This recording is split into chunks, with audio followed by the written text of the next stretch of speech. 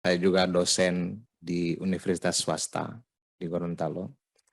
Dalam perspektif saya itu, bapak-bapak semua yang di swasta ini adalah sekumpulan orang yang ingin punya legacy, yaitu menciptakan mahasiswa 1, 2, 3, 4, mungkin ribuan orang yang pada kemudian hari menjadi orang-orang yang hebat dan bermanfaat bagi orang banyak. Itu adalah menjadi amalan bapak-bapak semua dan ibu-ibu semua. Seperti yang Ibu Sakinah pakai dengan dalil Islamnya, itu adalah modal untuk Allah mempermudah jalan kita ke surga. Masalah pendidikan sekarang ini memang lagi banyak carut marutnya, banyak sekali masalahnya. Ganti menteri, ganti gaya, RUU Sisdiknas kita masih cukup lemah dan sudah terlalu usang untuk melihat perkembangan zaman sekarang. Untuk masa depan itu RUU Sisdiknasnya itu mesti diubah. Tetapi yang terjadi sekarang ini memang kementerian memberikan kepada DPR belum sampai di Komisi 10, masih dibahas tadi seperti Pak Andres bilang, Pak Marzuki mengerti mekanisme di DPR kayak apa. Ini masih ada di Balek, lalu ke Bamus, lalu di kepimpinan lagi, lalu mungkin ke Komisi 10. Menurut saya memang harusnya kepada Komisi 10 karena ini Komisi Pendidikan, Komisi Peradaban judulnya. Gitu. Kalau bukan di sini dikasih ke entah ke Balek, menurut saya Kementerian Pendidikan itu harus dicabut sebagai mitra Komisi 10. Gitu. Lagi pula yang kedua, menurut hemat saya, walaupun ini masih secara pribadi Pak Prof, walaupun kami satu fraksi, mungkin sama, mungkin enggak. Oh, sama ya. RUU Sisdiknas ini dibuat oleh kementerian tanpa banyak komunikasi dengan berbagai pihak. Kelemahan utama dari Kementerian Pendidikan pada saat ini adalah pada komunikasi. Gitu. Ya sulit ngobrolnya, sulit diajak ngobrol seperti yang disampaikan oleh Bapak tadi. Ya gimana kalau nggak ngobrol, dapat solusinya yang terbaik, ya gimana caranya?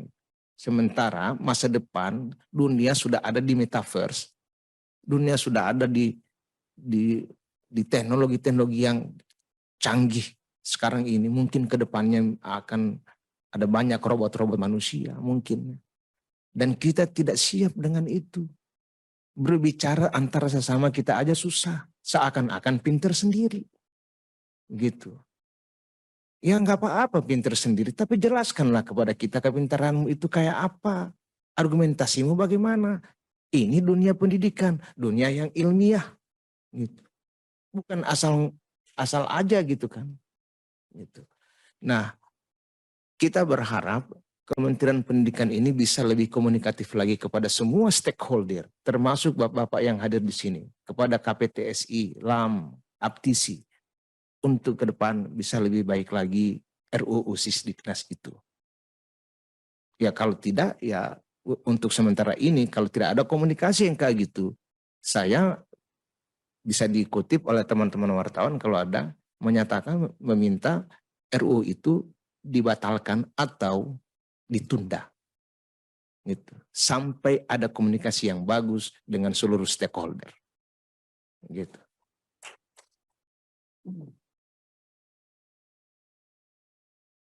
Pendapat fraksi masih saya lagi takut-takut ngomong nih, tapi kayaknya Pak Sodik dengan Pak Prof juga sama nih ya, kira-kira begitu, minta ditunda aja. Karena apa? Kita ini belum beres, kayak mau bangun rumah baru ada gambar lantainya.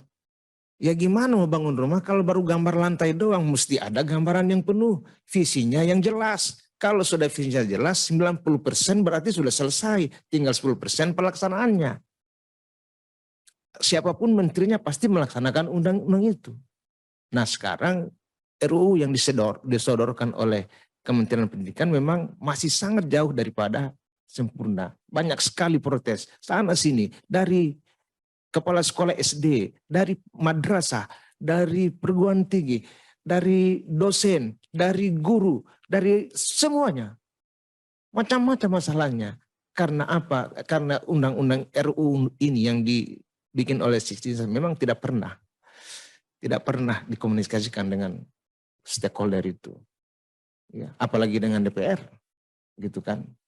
Nah, kita berharap masukan dari Bapak-Bapak semua ini, saya catat semua ini Pak, saya pasti simpan.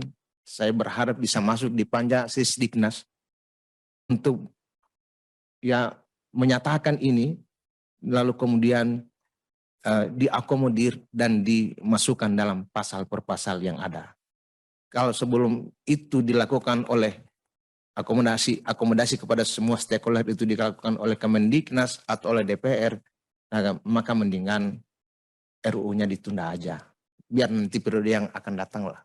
Gitu. Daripada kita membangun sebuah rumah yang jendelanya di mana, pintunya di mana kita nggak tahu, karena tidak ada gambarnya, lebih baik kita tunda dulu rumahnya. Gambarnya dulu selesaikan, maketnya dulu baru yang harus ada, baru kita bangun. Kira-kira begitu. Terima kasih. Wabillahi taufiq wal hidayah. Wallahul muwaffiq ala aqwamit thoriq. Wassalamualaikum warahmatullahi wabarakatuh. Terima kasih Pak El Nino. Saya lihat makin menuju 2024 pakaiannya sudah